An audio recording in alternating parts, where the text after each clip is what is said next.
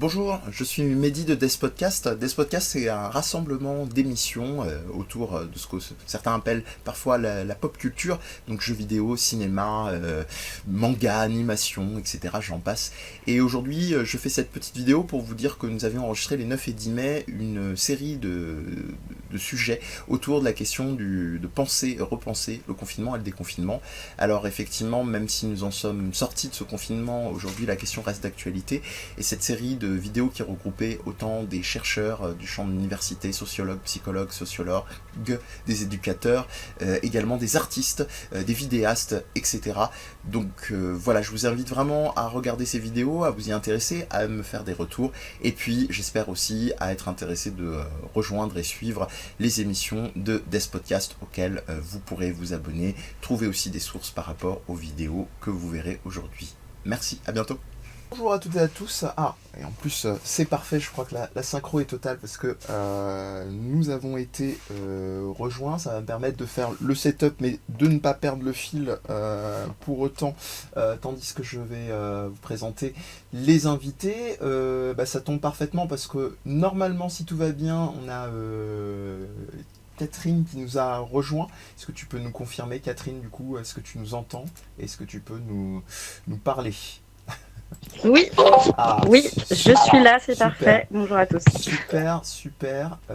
Écoute, ravi. Voilà, donc vous avez si je puis dire, l'intitulé qui va bien, que je m'en mêle pas trop les pinceaux avec toutes ces petites sueurs. Et on va commencer sur notre sujet du jour pour se demander, questionner un petit peu les pratiques créatives numériques en temps de confinement.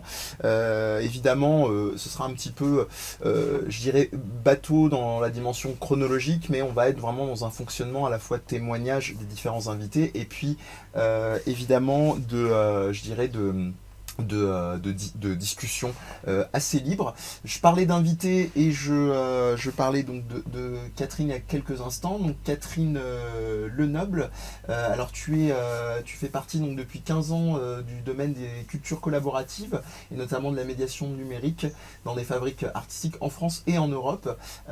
Pour citer entre autres Art Factories, pardon, Main d'œuvre, Stanica et plein d'autres initiatives à ton crédit, et pour la plus récente peut-être dont on parlera pas mal, Fun Lab. Et tu as également publié deux fictions hybrides, Petit Bain en 2010 et Anaka ou Anakei en 2016 pour le média de la culture maker Makery. Je crois que je n'oublie rien, je te laisse reconfirmer au besoin. Si tu nous entends encore. Ouais, ouais, C'est non, bon? non. D'accord, très bien. Bon, je vais partir du principe que je ne me suis pas trop emmêlé les pinceaux. Je vais continuer donc avec Fabien Vidal. Fabien, donc toi, tu es organisateur de Game Jam entre autres choses, avec entre autres l'initiative est partie de la ville de Tours, mais tu es un petit peu, tu navigues et tu voyages pas mal.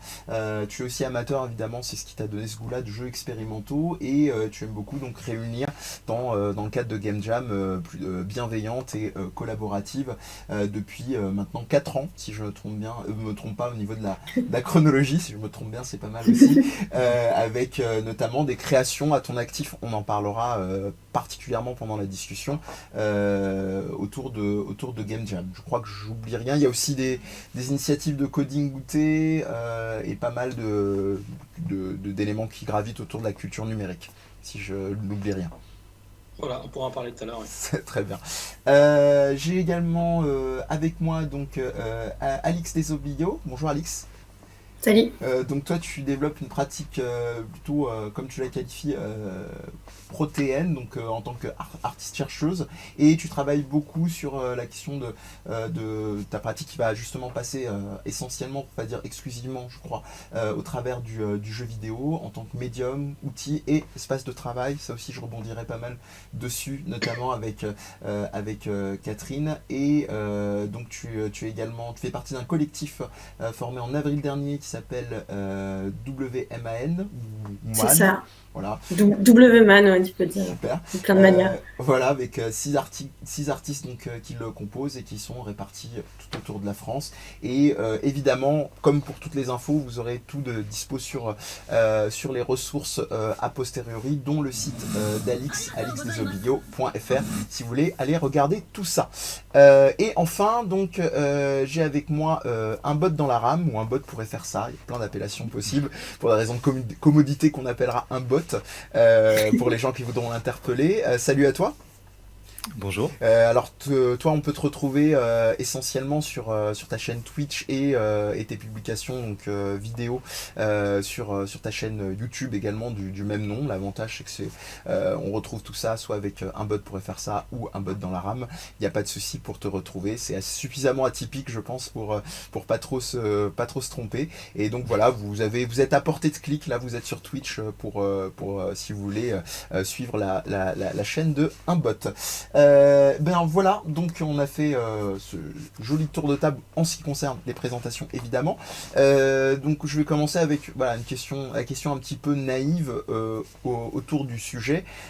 Comment est-ce que finalement le confinement puis les annonces, je dirais progressives de déconfinement ont touché vos observations de création artistique numérique et même vos pratiques à proprement parler. Je vous laisse effectivement librement prendre la parole. N'hésitez pas.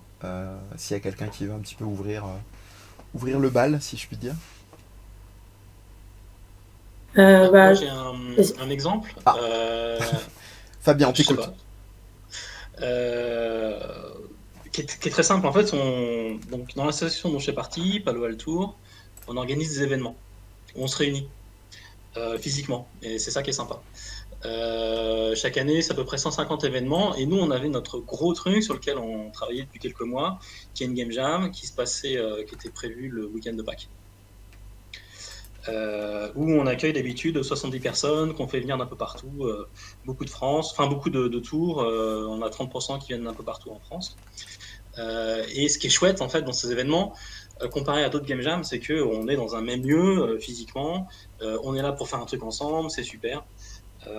Et à mesure que l'épidémie avançait, on se demandait comment on allait se débrouiller. Donc du coup, on a hésité à complètement abandonner l'événement.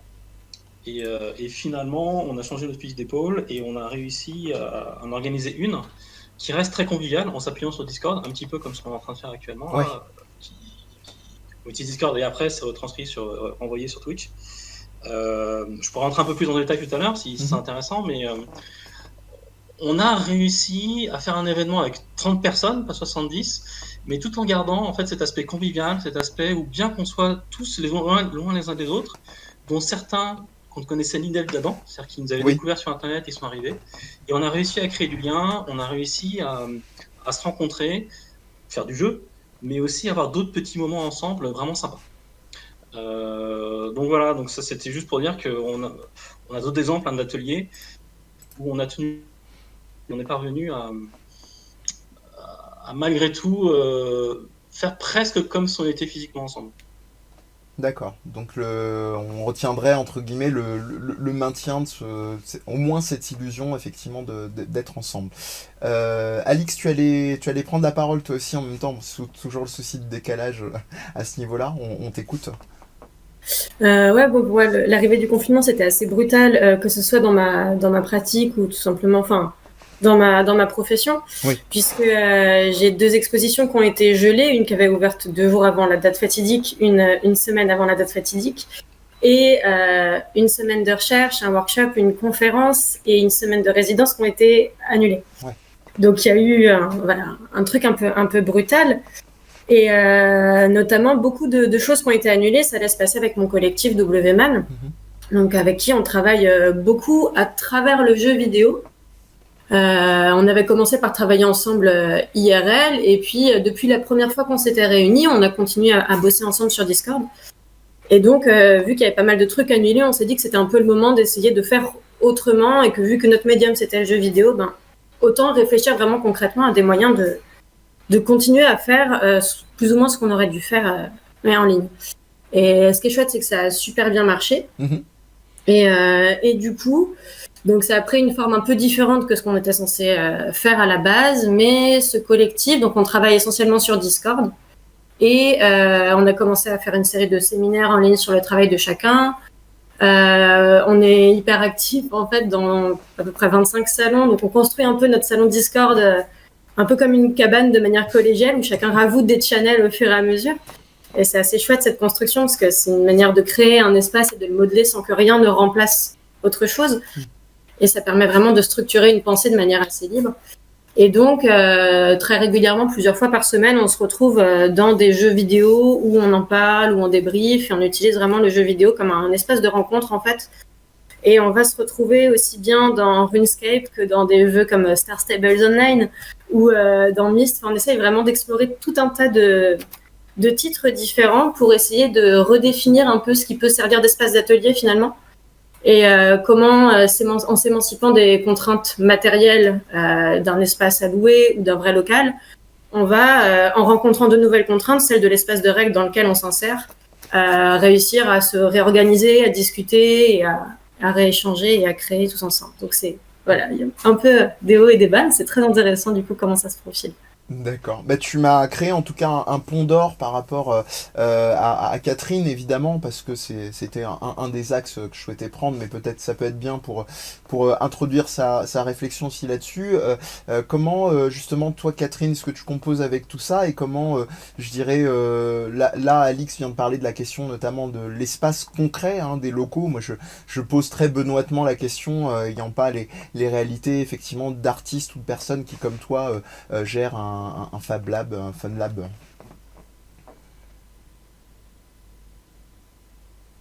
Petit décalage. Ah, c'est bon. Me voilà. Ouais, c'est bon.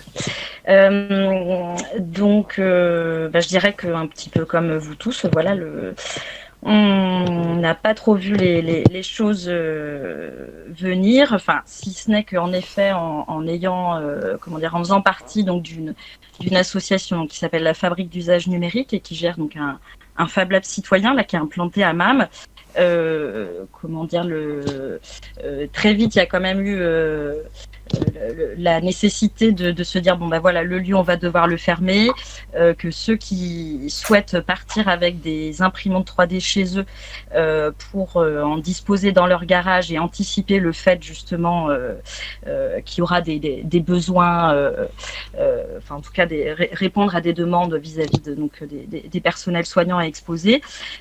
Donc il y a eu comme ça déjà des adhérents du Fab Lab qui sont partis avec des imprimantes 3D chez eux. Et puis je dirais qu'en fait, toute cette période de confinement, ça a vraiment renforcé, consolidé la culture en réseau et la culture des réseaux, parce que très vite, on s'est mis, on a pris des nouvelles de comment ça se passait pour les autres Fab Labs en région, puis hors région. Et très vite, à l'initiative du réseau français des Fab Labs, dont le Fun Lab est adhérent, il y a eu,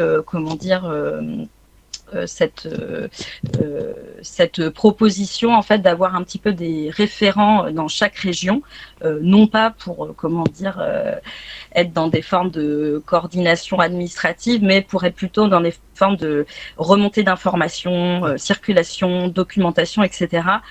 Et donc moi je suis pas celle qui est partie avec une imprimante 3D à la maison, mais tout simplement avec l'ordinateur, les outils habituels, et donc j'ai contribué à finalement maintenir un peu le lien, déjà rien que un peu dans la communauté locale, et puis surtout faire le lien avec les Fab Labs et les makers en région et au niveau national. Et vraiment, pour moi, ce qui ressort, c'est vraiment cette culture en réseau, cette culture des réseaux qui s'est vraiment consolidée, renforcée, affirmée. Et je trouve que ça c'est un petit message d'espoir quand même, puisque voilà, je dirais peut-être certainement tout le monde a un peu des hauts, des bas, mais des incertitudes quant à l'avenir. Mais c'est vrai que je trouve qu'il y a eu beaucoup de tribunes et de manifestes et comment dire de discours un petit peu portés par des réseaux comme ça qui donnent de l'espoir. Voilà. Je pense que notre présence peut témoigner de tout ça. Un bot, je me tourne vers toi parce que là, on a vu un peu je dirais des initiatives en présence, en lieu, comme on dit, entre guillemets, en présentiel, en physique. Bon, évidemment, ça impacte tout le monde. Hein. Je vais pas aller dans le cliché du fait que tu proposes des choses en ligne ou virtuellement, que ça ne t'impacte pas. Mais comment est-ce que ça s'est joué pour toi, effectivement, le fait d'apprendre la nouvelle du confinement, le confinement de manière effective et là les perspectives qui arrivent dans tes productions ou de manière générale? Alors du coup, ouais, pour moi, dans mon système de travail, ça n'a pas énormément changé grand-chose, effectivement, puisque je bosse de toute façon de chez moi. Mais si, ça a un peu changé quelques trucs, puisque j'ai pu voir qu'il y avait beaucoup plus. Alors, je suis beaucoup les réseaux, les sites d'actu pour avoir plein d'informations sur les jeux vidéo, sur l'art, etc. Et j'ai remarqué qu'il y en a eu de plus en plus pendant le confinement. Du coup, j'avais beaucoup de données à traiter, à savoir si ça m'intéressait, si c'était un sujet à creuser ou un jeu à jouer en stream, etc. Du coup, j'ai dû mettre en place tout un processus avec des bots qui regardent tous les sites et qui me renvoient tout ça dans un Trello que je regarde tous les jours. Voilà, il y a eu un système de tri quand même qui a un peu changé mon système de travail.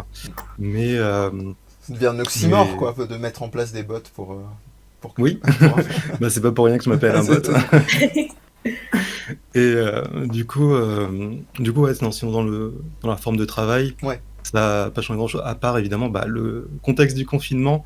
Sur ma chaîne YouTube, il n'y a pas eu grand-chose de très récent. Ouais. Et que sur ma chaîne Twitch, comme c'est un peu du tous les jours, j'ai repris ça. Mais forcément, il y a eu un petit moment où le moral est descendu, je pense un peu comme tout le monde. Et voilà. D'accord. Très bien. Alors c'est vrai que j'ai pas eu l'occasion, mais ça tombe très bien, ça me permet de le faire, parce qu'en plus ce sera des angles sur lesquels on s'attardera possiblement pendant la discussion. Tu interroges beaucoup, que ce soit sur ta chaîne ou dans le cadre des lives, la question des limites du glitch art. Alors c'est vraiment réduire, on va dire, l'étendue de ta chaîne, parce que tu fais aussi des critiques de jeux comme Death Stranding récemment, etc. Mais on verra que cette question, notamment des limites, on y reviendra probablement après sur une relance que j'aurai à faire. Moi j'avais relevé peut-être sur les créations vraiment concrètes un exemple que tu donnais un peu en teasing, Fabien, qui était la création d'un jeu, parce que là comme ça on est directement vraiment dans le dur, dont tu as eu l'intuition vraiment très progressivement, hein. Comme d'habitude, on vous mettra tous les liens à disposition, mais il y a une forme de journal de bord dans une espèce de jeu un peu pas tout à fait puzzle game, justement, comme tu le dis, hein, plus de mémoire, et où qui a la particularité, en plus d'être un jeu de mémoire, on doit retrouver donc les mêmes symboles d'espèces de petits visages un peu mignons, d'avoir un mode histoire qui retrace un petit peu la progression du Covid. Est-ce que tu peux nous parler un peu de cette initiative-là? Ouais. Donc en fait, à la différence là, de pas mal de personnes, j'ai pas été surpris du tout par l'arrivée du confinement, parce que j'ai commencé à m'intéresser très fortement le 2 février, précisément, c'était un dimanche, où on voyait, en fait, ça fait depuis mi-janvier qu'on voyait parler de plus en plus de ces histoires de Covid, et les jeux en particulier avec des infections, c'est quelque chose qui me passionne. Et déjà, les périodes, alors je sais plus si c'était le H5N1 ou je sais plus quelle infection, enfin quel virus, j'avais déjà créé un jeu de zombies, c'était le moment où il y avait la grosse mode des jeux de zombies, et je me disais, tiens, j'aimerais bien refaire un truc dessus. J'avais pas envie de remettre autant d'énergie que ce que j'avais fait sur mon jeu précédent, et puis on sent que ces histoires de zombies étaient passées de mode, là l'enjeu était pas le même, et d'un coup je me suis dit, mais bon sang, un memory, c'est exactement ce qui colle avec cette maladie. C'est-à-dire, mon premier prototype, c'était un memory où le virus était caché sous les cartes. Et là, on était dans ce moment où on se rendait compte qu'il y avait plein de malades asymptomatiques. Et que donc, lutter contre ce virus, c'était aussi taper un peu au hasard pour essayer, trouver un moyen pour se rappeler, pour savoir où sont les gens qui sont malades. Et la progression se passait sous les cartes. Avec, quand deux personnages, quand les deux personnages de la même paire étaient infectés, pouf, ça se retournait et on était morts. Et j'avais fait un premier prototype avec les prénoms de mes copains. Du coup, ça faisait un effet énorme quand on voit ah mince, Lucas est mort, je suis dégoûté, ou moi-même je suis mort, ou papa est mort. Bref. Le jeu était très simple, mais assez percutant. Et je l'ai envoyé à un copain et on s'est dit go, on va faire ce jeu. Alors j'en parlerai plus parce que là on a une autre discussion tout à l'heure. Mais c'est vrai qu'en fait, ça m'a vraiment tenu. J'ai quasiment pas travaillé pour mon boulot pendant cette période. D'accord. J'ai complètement été emporté par ça. Justement, je suis en train de. Je suis rentré dans une étude par un organisme de recherche sur comment est-ce qu'on vit le confinement. Et donc, ils étaient très intéressés d'avoir mon carnet de développement. Parce qu'en fait, je me sens pas investi d'une mission en fait. Et quand le confinement arrivait, je savais que ça allait arriver. Je pensais que ça arriverait quelques jours plus tard, mais j'étais prêt mentalement. J'ai eu 2-3 jours d'abattement. Mais après, je me sentais investi d'une mission par rapport à ce jeu, par rapport au témoignage que ça consistait. En fait, cette mission que je ressentais, je la sentais déjà avant. J'aurais voulu que mon truc soit publié 3 semaines plus tôt pour que ça fasse prévention, pour que les gens comprennent ce qu'on allait se prendre.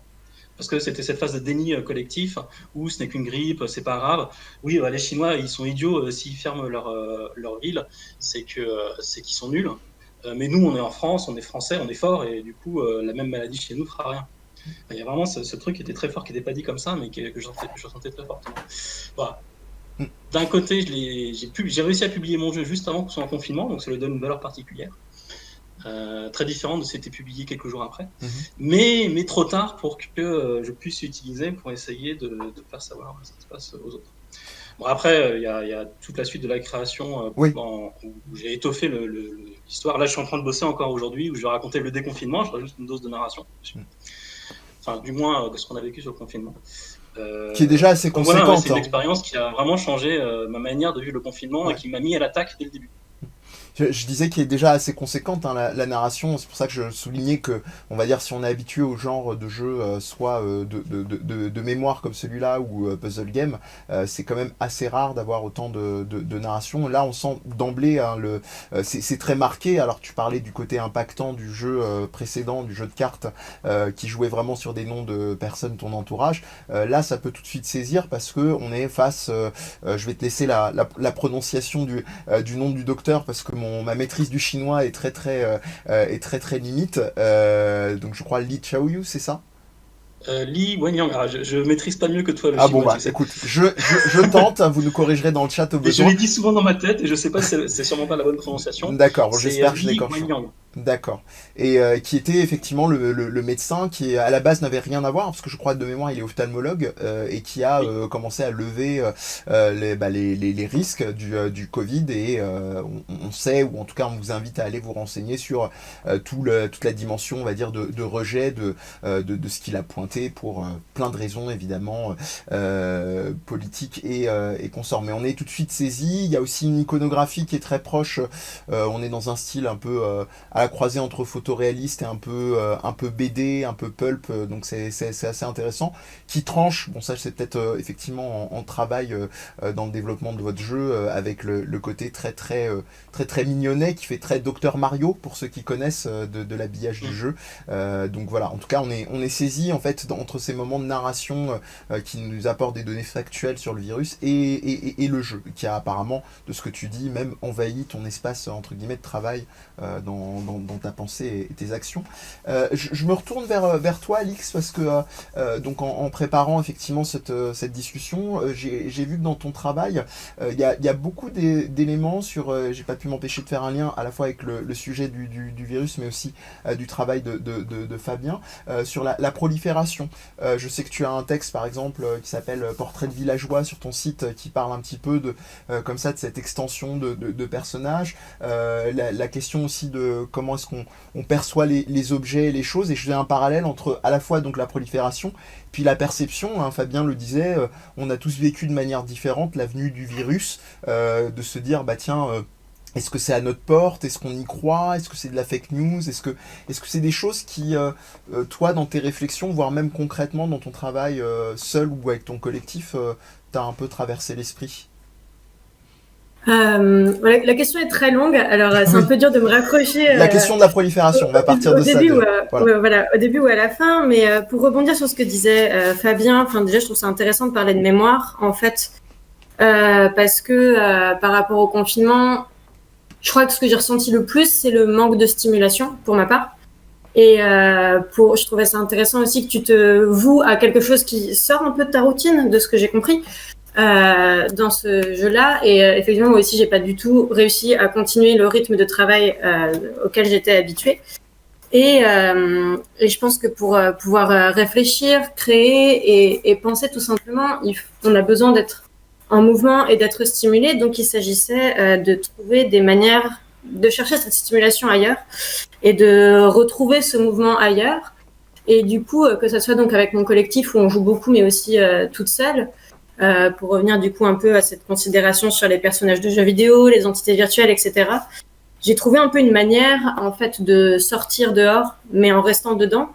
C'est en jouant aux jeux vidéo, mais surtout en ne jouant pas aux jeux vidéo. Et donc une manière pour moi un peu de pouvoir un peu redynamiser la pensée et essayer de revenir dans une approche créative. En fait, ce qui m'arrive pas mal, c'est que je lance un jeu vidéo. En général, un jeu avec un environnement assez riche. Je vais me placer quelque part sur la carte et ça va me faire un peu le même effet que si j'étais partie faire une balade au parc, en beaucoup moins sensoriel et en beaucoup moins riche. Mais je vais me servir de ce genre de temps en fait pour sortir mon carnet, commencer à écrire, etc. Et donc essayer de recréer en fait un environnement différent, un changement de contexte et un déplacement à travers ce genre de monde finalement virtuel. Voilà. Et du coup. C'est pas forcément une question de prolifération, mais en tout cas un besoin clairement de mise en contact avec d'autres formes de vie, qu'elles soient humaines, animales ou aussi végétales. Et vu que j'ai plus accès à tout ça, parce que là je suis confinée donc toute seule, j'essaye de les chercher un petit peu ailleurs, quoi. Et donc dans les environnements notamment de jeux qui vont proposer tout un tas d'environnements d'interaction qui vont me permettre de me mettre dans des moods finalement assez contemplatifs, de réflexion. Dans lesquels j'arrive plus du tout à me mettre depuis que je suis coincée là. Alors ça permet peut-être aussi de rebondir sur les réflexions qu'on a pu avoir en préparant l'émission avec un bot sur alors les considérations de qu'est-ce qu'on fait en étant isolé et vers quelle effectivement pratique créative on peut se tourner. Je sais que tu avais plusieurs exemples, j'en citais un qui je pense va être tout de suite parlant et qu'on a évoqué sur pas mal des interventions déjà dont tu vas te saisir et on partira des autres exemples que tu as. C'est Animal Crossing qui a vraiment beaucoup attrapé au bon les joueurs et les joueuses à travers le monde. Oui, simplement. Absolument. Et oui, du coup, comme c'est pas une question, je sais pas comment y répondre, mais effectivement, Animal Crossing donc s'en est complètement saisi, enfin, ça a saisi involontairement, donc ils sont sortis au bon moment, j'ai envie de dire. D'ailleurs, là, ce Animal Crossing, en termes de vente, est le plus vendu de la série. Il a même dépassé, je crois, Breath of the Wild, qui était un des jeux les mieux vendus sur Switch.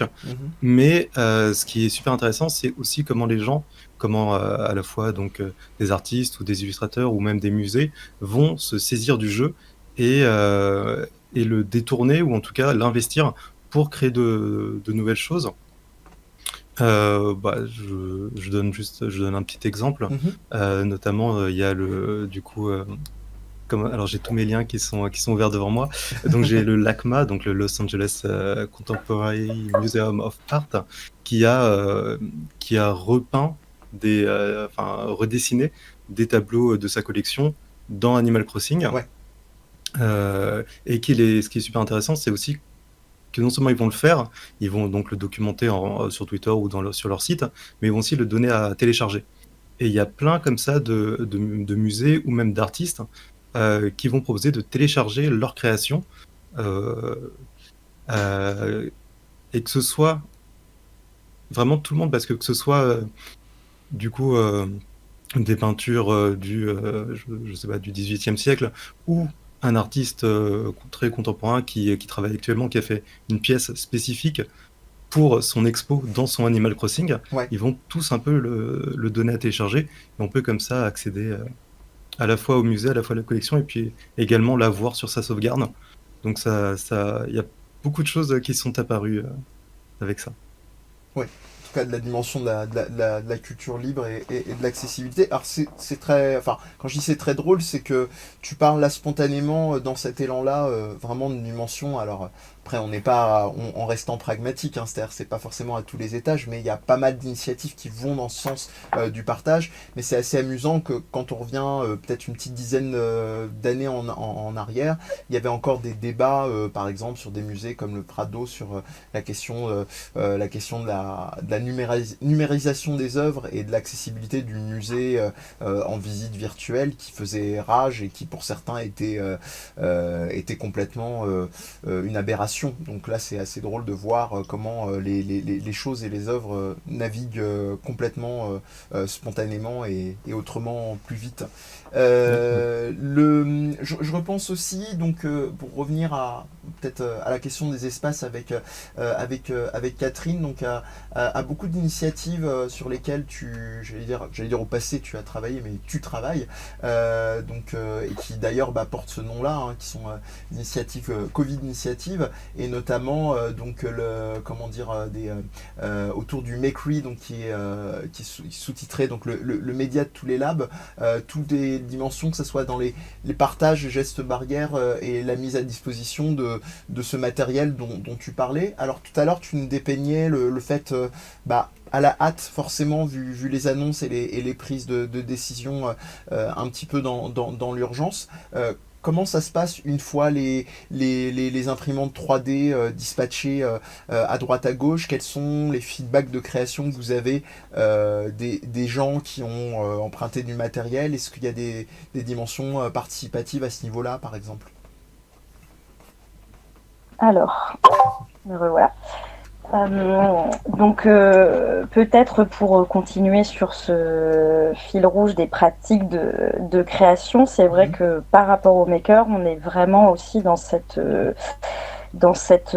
démarche de création de contenu, de partage de fichiers, de création de plateformes. Enfin, en fait, c'est aussi tout ça qui s'est passé pour pouvoir, partager des fichiers de visière, différentes versions, de pouvoir, qui peuvent différer suivant les régions, suivant les validations, certifications dans les CHU de différentes régions, etc. Donc il y a aussi, il y a eu un énorme élan en termes de création de contenu, de plateformes d'hébergement de ces contenus. Ça c'est un peu et puis forcément peut-être qu'on l'a évoqué un peu à demi-mot, mais aussi je dirais tout ça valorise énormément aussi la culture open source, la culture libre et open source, qui va permettre justement de faciliter ces circulations. Voilà, peut-être dans un premier élément de réponse. Oui. Et peut-être comment aussi en effet, donc tu évoquais Makery, c'est-à-dire qu'on a vu aussi en effet des structures, des réseaux qui ont vraiment mis leurs énergies en commun, donc Makery, le réseau français des Fab Labs, France Tiers-Lieux, le réseau des tiers-lieux libres et open source, pour mettre en place des plateformes donc type covidinitiative.org qui va recenser sur une carte toutes les initiatives solidaires, mais aussi tous les designs DIY proposés un peu par les différents Fab Labs. Cette plateforme, elle est en français, en anglais, en espagnol et en train d'être traduite en italien. Donc il y a aussi en fait, des rapprochements, des croisements de réseau aussi au niveau européen, donc qui sont assez, voilà, c'est aussi important de souligner tout ça et donc je dirais que moi j'ai l'impression que je me suis trouvée peut-être plus au croisement de pratiques de création de contenu pédagogiques, journalistiques qui ont, je dirais, voilà, finalement, dont on a besoin aux côtés aussi bien des makers, des artistes, etc. pour valoriser, faire remonter les infos, partager, etc. Et dans les quelques feedbacks que tu as pu avoir, des gens qui fréquentaient par exemple le Fun Lab ou autre. Juste, excuse-moi, la fin de ta question, tu dis qui ceux que tu as pu avoir comme feedback des gens qui fréquentaient le Fun Lab par exemple. Ah oui, bah là, ce qui s'est passé et ce qui est aussi, ce qui s'est passé un peu partout, c'est que on n'est pas forcément sur, la communauté du Fun Lab. On a vu des communautés un peu plus larges de makers, c'est-à-dire que par exemple à Tours, on a plutôt un groupe qui s'est monté, donc Maker Covid 37, et qui rassemble des adhérents du Fun Lab, des particuliers, des gens de Polytech, de l'école des Beaux-Arts, du CEFIM, etc. Enfin, aussi bien des structures que des particuliers. Et là, je dirais que ça se passe plutôt via des groupes Facebook ou Discord, etc. Enfin, par le biais de ces différents outils-là. Mais voilà, peut-être que j'ai pas bien saisi ta question, si j'ai des feedbacks précisément. Non, c'était parfait. Il y a pas de souci. Est-ce que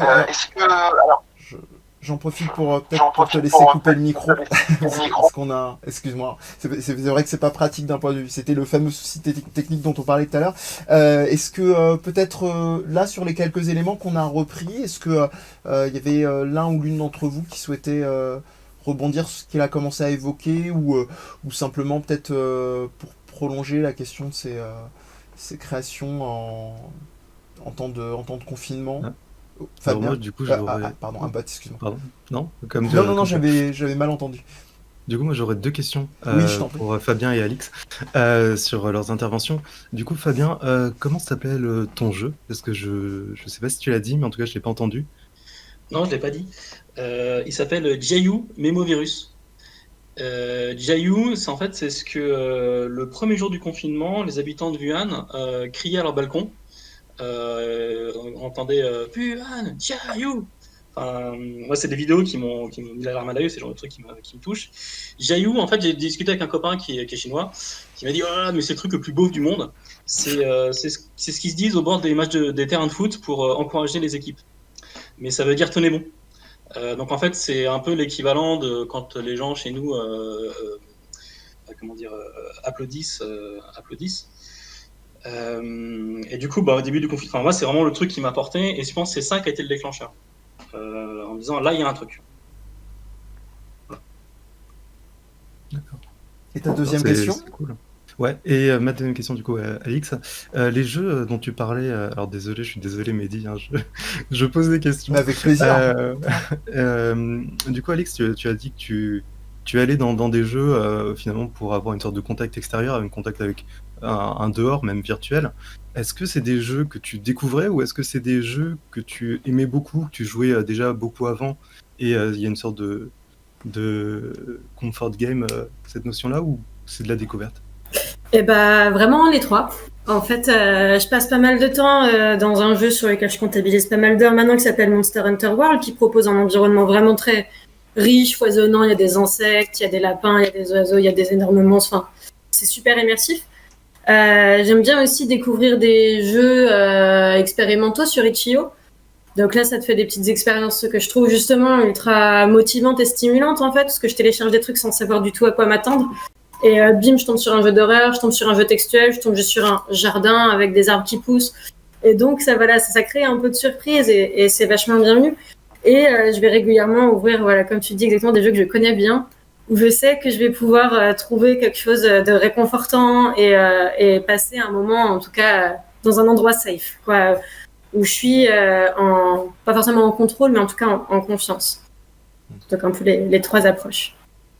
Mais j'en profite du coup pour rebondir aussi sur ce que vous avez pu tous dire. En fait, tout le monde a parlé de liens dans chacune de vos prises de parole.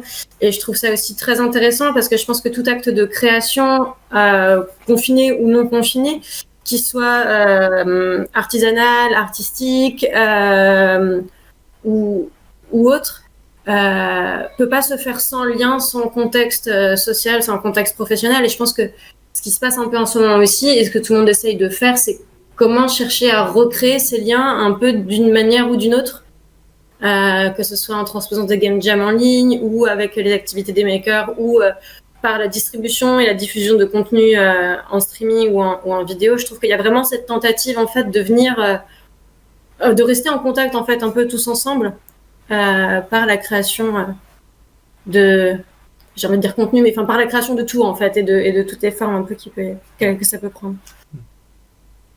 Mais justement, en parlant de lien, on demandait dans le chat, Fabien, est-ce que, enfin, à défaut de lien, en tout cas de mémoire, est-ce que tu prévoyais, enfin, que ce soit sur ton jeu, ou peut-être que la question était un peu ironique, hein, est-ce qu'on prévoyait une espèce un peu de jeu de mémoire sur les manquements du gouvernement? Moi, je pense que c'était en allusion à ton jeu, donc chinois.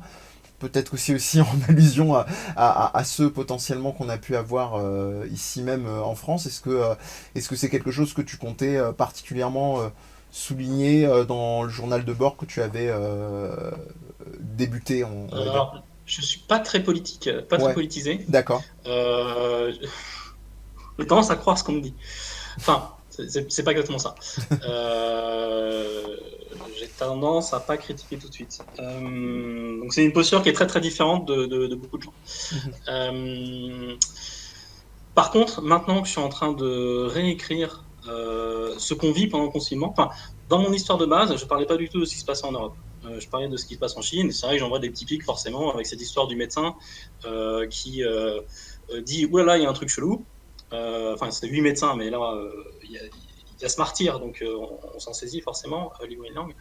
2 jours après envoyer son message, il y a la police qui arrive chez lui, qui lui fait signer un papier, qui lui dit c'est pas bien de faire passer des fausses rumeurs, c'est des fake news, machin et tout, vous irez en enfer.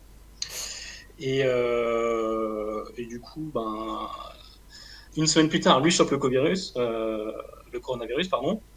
1 mois après, il meurt. Et très très vite, en fait, l'État chinois se rend compte que non, il y a vraiment un truc. Et je crois que c'est la Cour de justice, je ne sais pas quelle instance exactement, chinoise, le réhabilite et dit en fait, ça aurait été bien que les gens respectent, enfin, que les gens écoutent ces rumeurs qui propageaient plutôt parce qu'ils auraient plutôt mis des masques.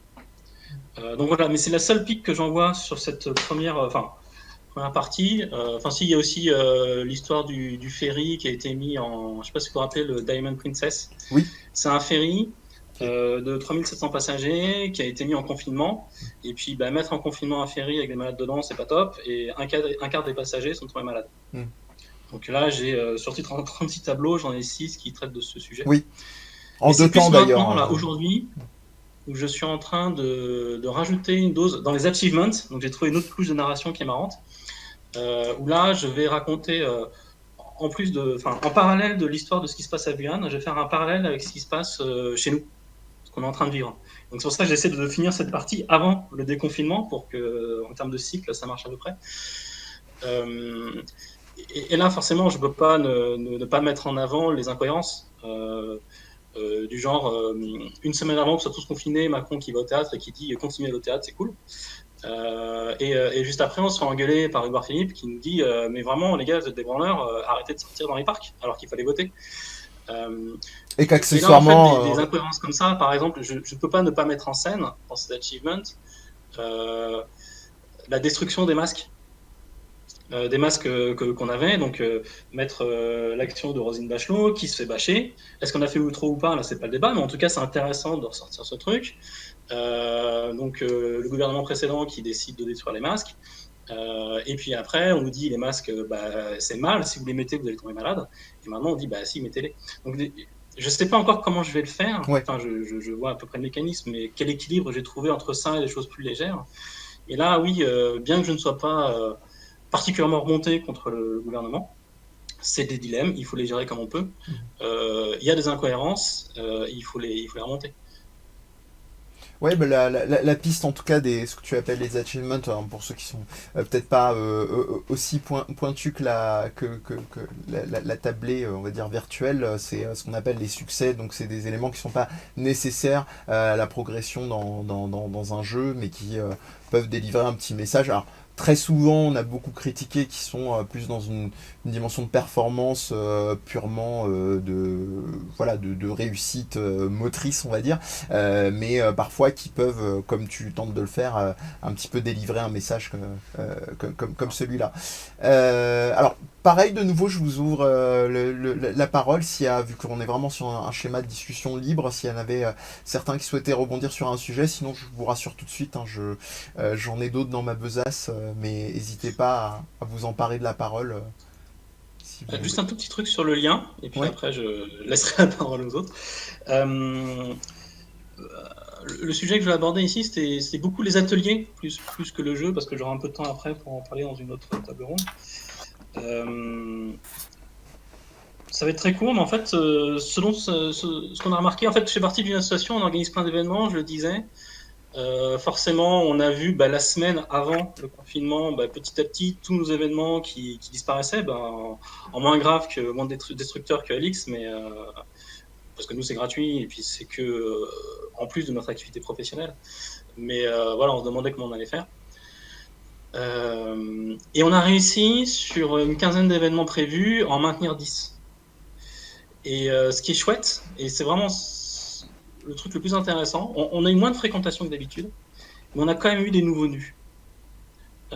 Et ça, c'est vraiment le truc qui m'a le plus marqué, c'est que des gens de notre communauté, notre ville, un peu comme Catherine qui expliquait que dans la communauté des makers, ce n'était pas que le Fab Lab dans lequel elle travaille, mais il y a d'autres personnes qui font partie de nos écosystèmes, donc qui se connaissaient déjà un petit peu, mais qui sont venues se rajouter. Et nous, on a 4-5 personnes qui étaient nouvelles, qui sont venues. On va voir s'il reste, si on les retrouve après le confinement. Mais donc, il y a quand même eu, à ce point de vue, un fonctionnement presque normal, quoi. Voilà, c'est tout ce que je veux rajouter sur ce lien. Et alors j'ai une question pour toi. Du coup, est-ce que tu sais si c'est le fait que ça soit en ligne qui a fait venir ces nouvelles personnes, côté plus accessible, pas besoin de se déplacer à un lieu, ou alors si c'est simplement le fonctionnement normal et les gens sont venus parce qu'ils ont entendu parler, etc. Je pense que c'est des gens qui ne seraient pas forcément ces individus-là qui seraient venus, mais c'est normal qu'on a un flux de personnes qui viennent. Par contre, le public était plus homogène. Dans nos game jams, on fait un effort énorme pour recruter des gens différents, donc des graphistes, des auteurs, des musiciens, des développeurs. Là, on avait quasiment que des développeurs et quelques musiciens qu'on connaissait déjà. Donc, voilà, c'est comme le bémol, c'est qu'on était quand même auprès de personnes qui aiment bien passer leur vie face à un écran d'ordinateur. Et ceux qui aiment bien le contact physique, matériel, on les a pas attrapés cette année. Alors je me posais un petit peu dans la continuité des nouveaux publics qui arrivent effectivement à s'investir de ces pratiques-là. C'est un sujet qui est un peu fil rouge depuis hier, qu'on n'a pas forcément vraiment nommé. Je ne sais pas s'il y aura des éléments de réponse, mais c'est aussi une réflexion avec vous. Est-ce que concernant les publics vraiment, parce que l'idée n'est pas d'être de plomber l'ambiance, mais je pense que sur le panel invité, et c'était rappelé hier par Nicolas Bézon, on est quand même plutôt on roule pas sur l'or, mais on est entre guillemets favorisé sur des trucs très basiques. On a notre connexion internet, on arrive tant bien que mal à joindre les deux bouts, etc. Voilà, je vais pas faire un listing de privilèges. Moi, je me posais la question sur la question évidemment de vraiment de public précaire, de savoir comment effectivement est-ce qu'on peut potentiellement susciter, alors on a parlé de distribution de jeux gratuits, etc. Mais là encore, c'est un petit peu délicat et peut-être que je vais me tourner entre autres vers Catherine, mais pas que, hein, ça reste ouvert. Mais voilà, je me pose cette question-là pour des publics précaires qui des fois désinvestissent même la question du lien qui a été amené par Alix et par Fabien entre autres. Est-ce que vous avez des pistes ou des témoignages d'Axe par rapport à ça dans la création qui pourrait graviter autour du numérique? Ah, Alors, Catherine, oui. ah oui, ouais, pardon, revoilà. Eh bien, c'est vrai que comme on a beaucoup entendu parler des visières, des basques, mais il y a aussi beaucoup de distribution de matériel informatique fait auprès des familles. Vous m'entendez?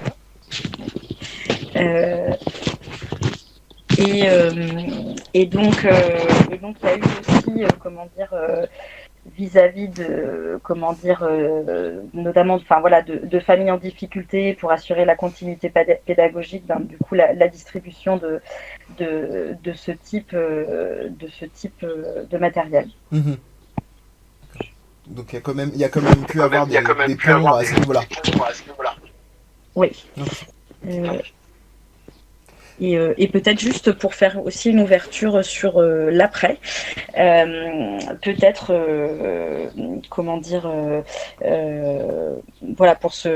pour continuer à se projeter malgré la difficulté de pouvoir rouvrir les lieux et notamment les Fab Labs. Donc on ne sait pas trop où on va en termes de y aura-t-il une deuxième vague ou pas. En attendant, on va aussi, très probablement vers un été caniculaire.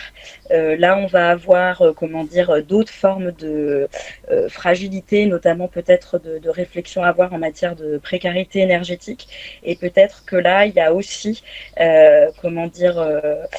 pour les makers, d'autres, après la réponse à la crise sanitaire, il y a peut-être aussi des choses à poursuivre, peut-être aussi justement pour répondre à des enjeux de précarité énergétique, donc aller vers la fabrication de climatiseurs open source low-tech, etc. Enfin, il y a aussi un petit peu d'autres défis à venir. Enfin, en tout cas, peut-être c'est aussi pour pour peut-être être dans une phase aussi déconfinement et puis nouveaux défis. D'accord. En tout cas, oui, voilà, j'avais notamment ça à l'esprit, hein, parce que c'est vrai que quand on parle imprimante 3D ou réalisation de patrons, etc., on va plus parler de choses assez partageables dans un certain cercle, mais comme tu l'as très bien rappelé, ça peut aussi être des patrons pour des objets vraiment utilitaires, voire sanitaires et de santé, effectivement. Pour les autres, je sais, ça peut être effectivement soit... Oui, Fabien, je t'en prie. Sur ce sujet en fait de fracture numérique, aussi bien sur l'équipement mais aussi sur les pratiques, c'est des sujets sur lesquels j'ai pas forcément beaucoup bossé dans le passé, mais je me suis retrouvé dans un environnement où on travaillait, et puis un petit peu avec Catherine aussi justement.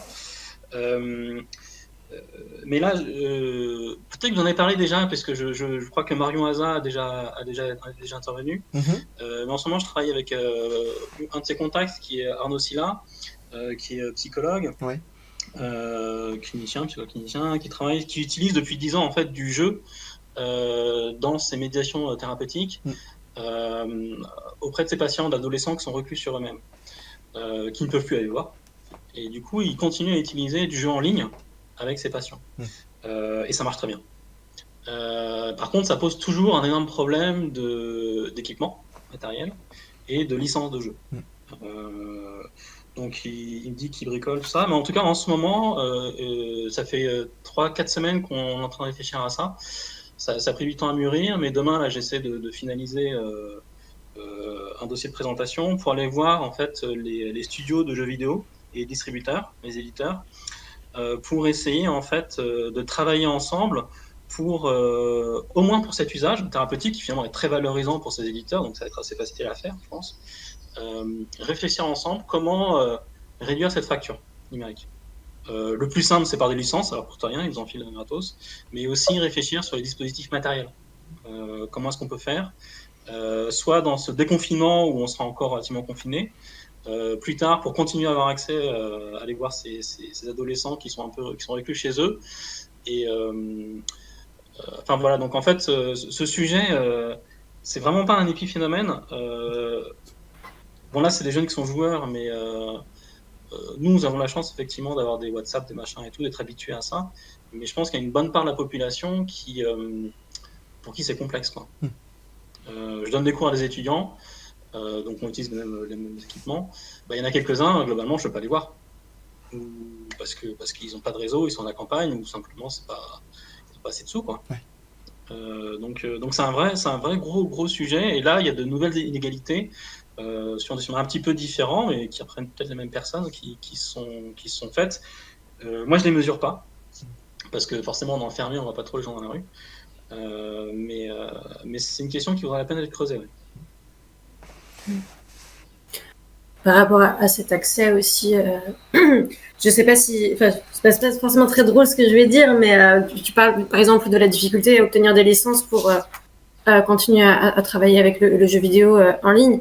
Par rapport aux artistes et aux expositions annulées, il se passe un truc qui est assez dangereux en fait et que je trouve assez grave. J'espère que je vais réussir à manipuler les bons mots.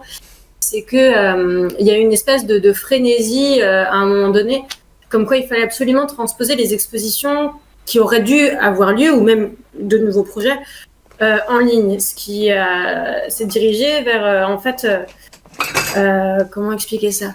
En fait, beaucoup d'artistes se sont vus demander de la part de galeries, de commissaires ou de structures un travail supplémentaire en fait de production d'images ou de médiation ou de discours, un déplacement en fait de leurs pratiques, souvent pas rémunérées, pour des nouvelles formes d'exposition qui parfois sont finalement juste la publication de photos au nom d'une structure. Et donc cette espèce de truc un peu où il fallait absolument donner un accès immédiat à ce qui aurait pu être perdu ou reporté ou annulé avant le confinement. Pour moi, ça peut aussi être très dangereux, et pour pas mal d'artistes qui sont dans une situation de précarité extrême, encore plus maintenant, et ça pose vraiment question de cette surcharge de travail, encore une fois non rémunérée, qui n'est pas forcément identifiée ou identifiable d'un point de vue du public ou même d'un point de vue de ceux qui vont demander et appeler à ce travail. Oui, je pense que c'est vraiment un axe assez prégnant, et de toute façon on y reviendra peut-être dans la conclusion de ces 2 journées. Tu nommais le fait de transposer, on peut même extrapoler, c'est-à-dire cette frénésie de la transposition, on la retrouve dans les créations, on la retrouve dans les enseignements aussi, évidemment, avec cette obligation ou ce soi-disant invitation un peu implicite ou explicite à donner les cours, et vous avez les moyens donc on peut. C'est évidemment pas si simple que ça, comme le disait juste avant en plus Fabien concernant les cours.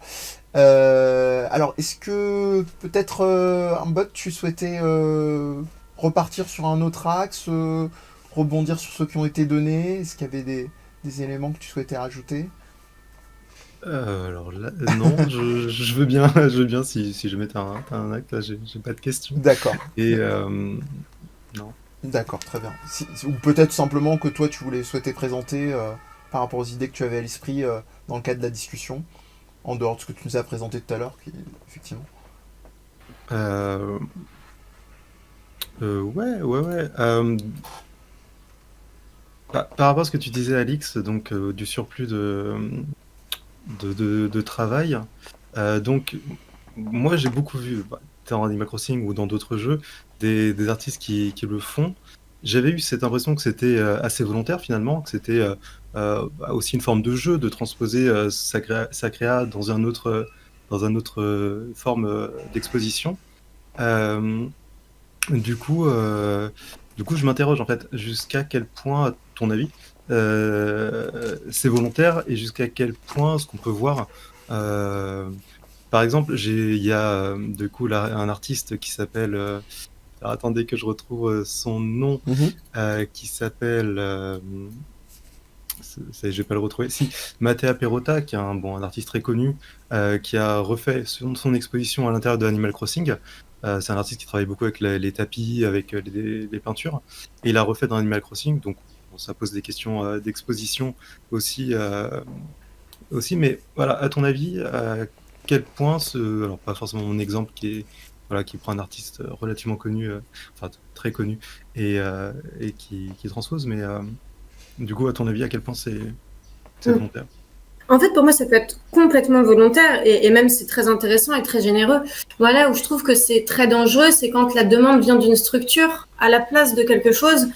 Et déjà, toutes les invitations à travailler pour une institution, pour produire une exposition, ne sont pas forcément rémunérées ou rarement rémunérées à la hauteur du travail.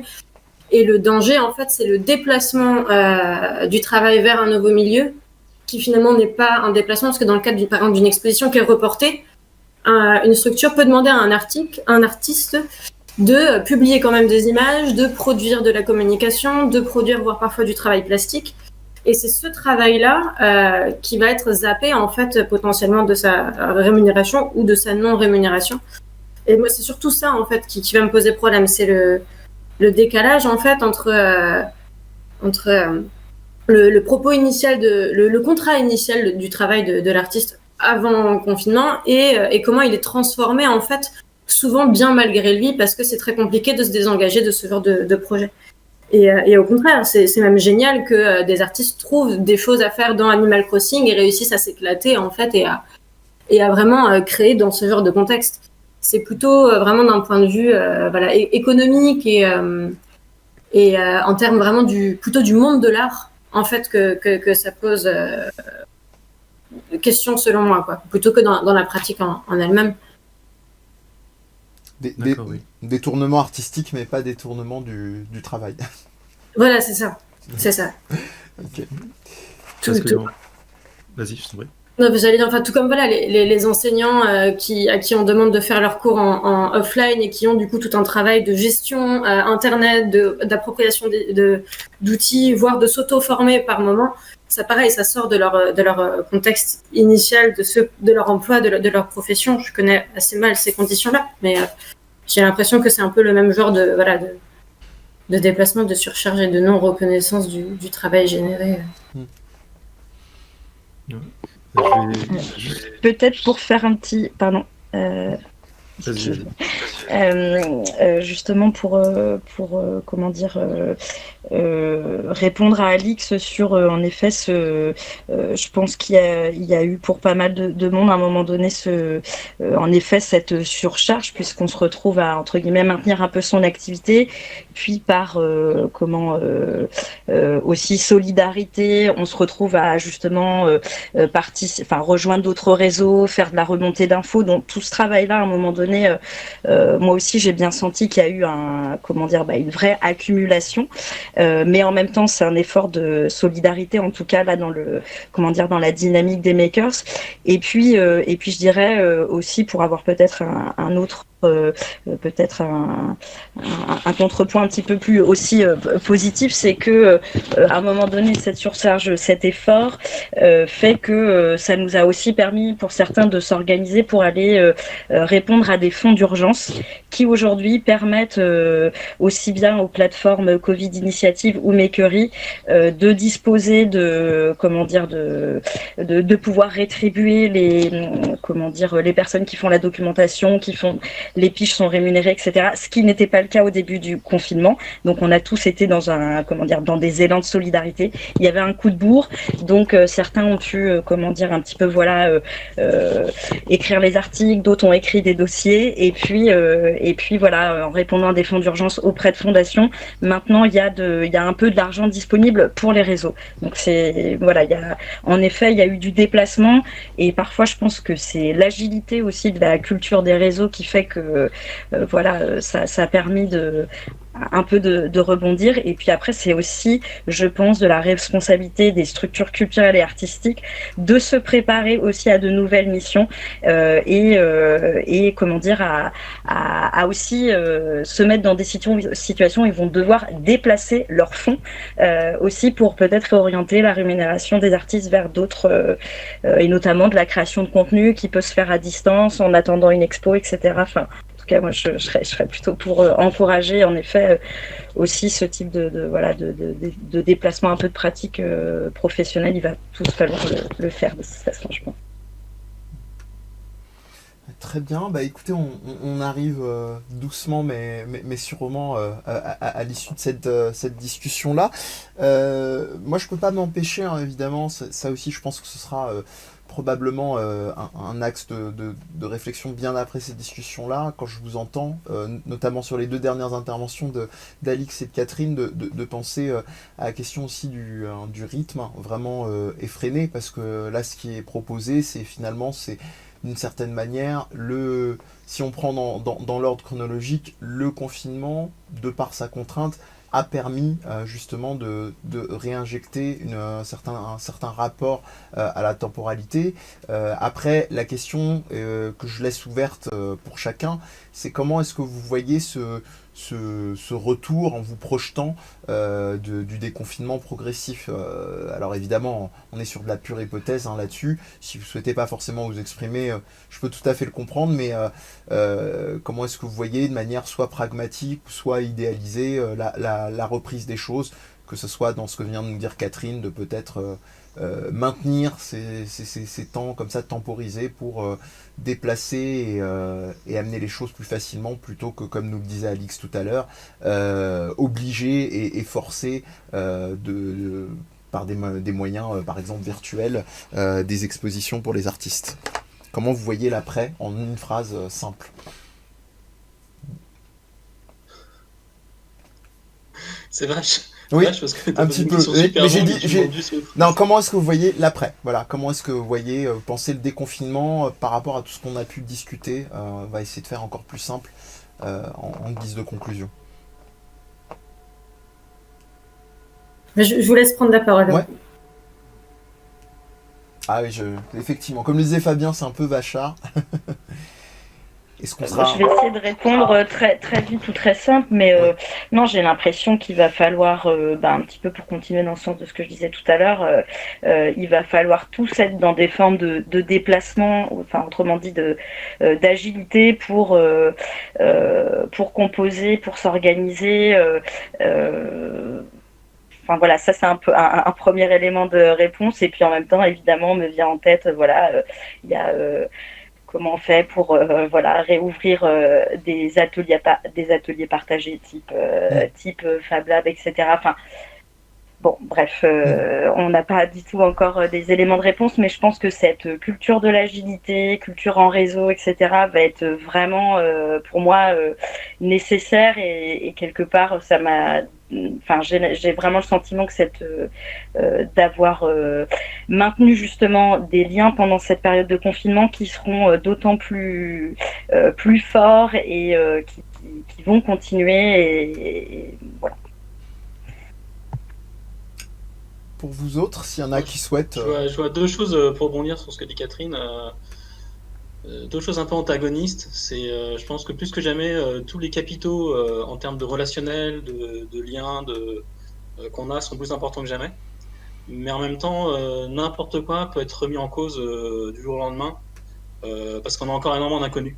Donc c'est à la fois savoir profiter utiliser ce qu'on a, tout en sachant que il faut pas rester complètement arc-bouté dessus. Alix ou un bot pour le dernier mot. Il n'y a pas d'obligation, sinon je conçois que c'est pas évident de... C'est vrai, c'est surtout que c'est pas très optimiste en fait, donc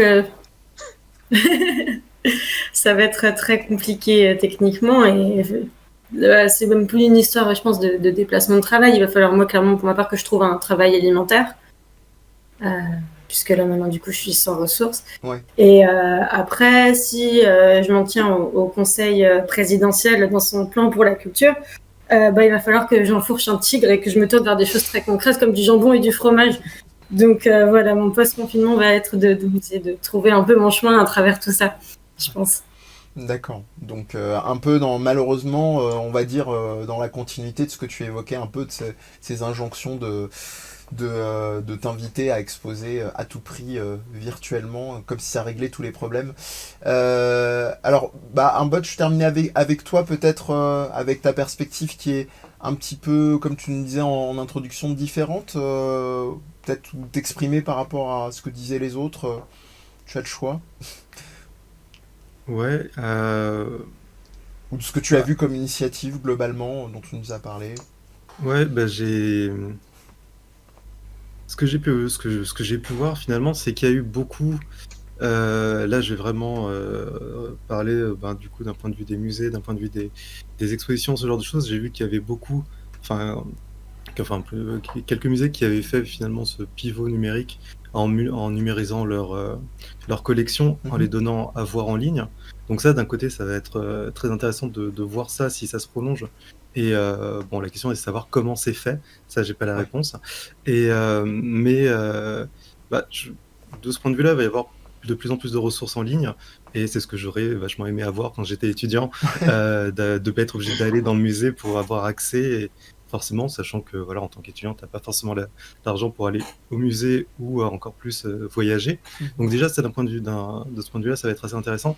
Et d'un point de vue des plasticiens, des artistes, des illustrateurs, j'ai vu qu'il y avait quand même pas mal euh, d'artistes qui sont allés vers les jeux vidéo pour créer dedans, pour soit transposer leur création dans le jeu, comme des illustrateurs qui ont fait leurs expositions personnelles.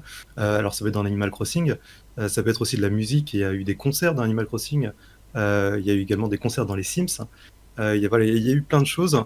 Et il y a également des créations originales dans Animal Crossing qui prend en compte vraiment l'objet de Animal Crossing, les contraintes, etc.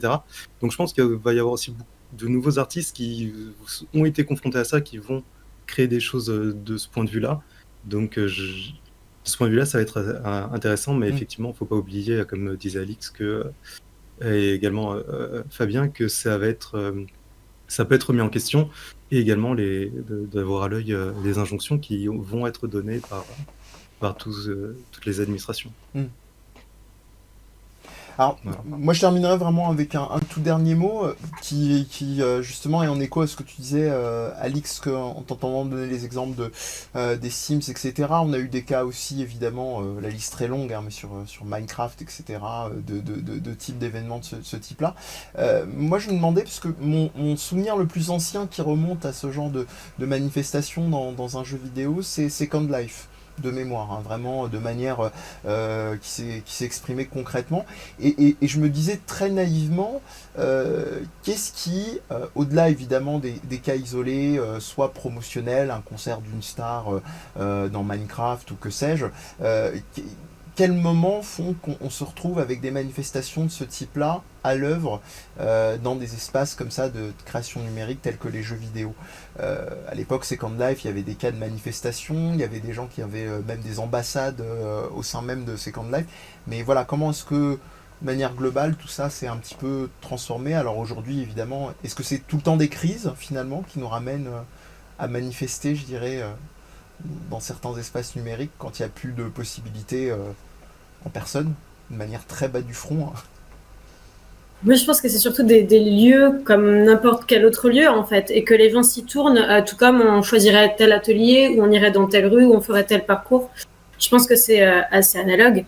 Et maintenant que avec le confinement, maintenant que le monde réel a été un peu fermé, les gens se sont tournés vers ces lieux-là qui désormais étaient disponibles. Mhm. Et c'est ultra chouette que ces lieux-là soient investis parce qu'ils proposent de nouvelles manières d'être investis qui sont pas forcément possibles, et que ce soit pour manifester, pour créer, pour se rencontrer, pour communiquer. Et voilà, moi je trouve ça ultra intéressant qu'il se passe plein de trucs, que ce soit dans le monde réel ou dans le monde virtuel. Et qu'il faut, voilà, je précise un peu, en fait, je crois que j'ai trouvé le bon mot que je cherchais tout à l'heure. Ce qui est dangereux, c'est d'être dépossédé de ces initiatives et qu'on nous demande de faire des choses à la place de nos propres initiatives. Oui. Ouais. Dans le cas de la création, effectivement, c'est un peu central. Et ben écoutez, peut-être qu'on peut, sauf intervention à l'arraché, sans tenir là, je vais vous remercier toutes et tous. Un grand merci d'avoir été là.